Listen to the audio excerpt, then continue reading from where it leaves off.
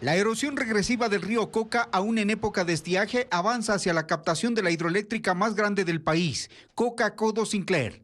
Según la académica Carolina Bernal, el socavón está a tan solo 3.6 kilómetros de distancia y a 2 de las pantallas de protección construidas con la intención de evitar que se pierda la hidroeléctrica que genera el 30% de electricidad del país. El peligro inminente es que llegue ya la erosión ahí y destruya nuestra hidroeléctrica, pero no solamente eso, y es lo que tenemos que entender como sociedad, es que también están en riesgo los oleoductos.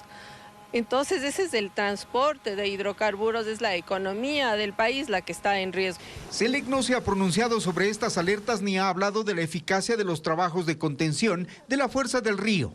Quienes vigilan el tema advierten que en el corto plazo el país podría enfrentar una nueva emergencia y en el peor escenario, a oscuras. Y no vamos a tener además dinero para poder invertir en nuevos proyectos. Desde que colapsó la cascada de San Rafael en 2020, la erosión comenzó a 19 kilómetros de la hidroeléctrica.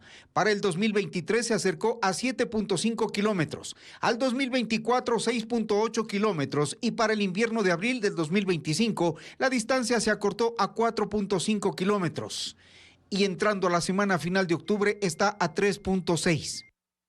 El geólogo Jorge Sevilla lleva años advirtiendo que esto iba a suceder. Cree que la presa permeable que se construye aguas abajo de la central no garantiza que frene la erosión del río. Porque la presa permeable está construyéndose a cierto nivel, pero la erosión regresiva lo que hace es excavar por debajo.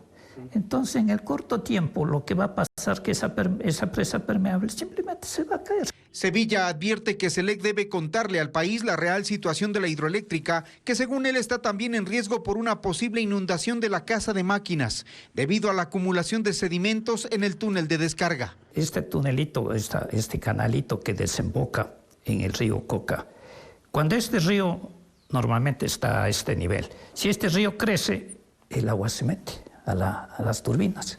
Ese es el enorme riesgo y ese sí es un problema grave. La erosión pone además en riesgo a los ductos de transporte de crudo, cuya reubicación también está demorada. El fenómeno de la erosión, si avanza como lo hace en los últimos 4 meses, pone en riesgo al sector energético del país y por tanto a su economía.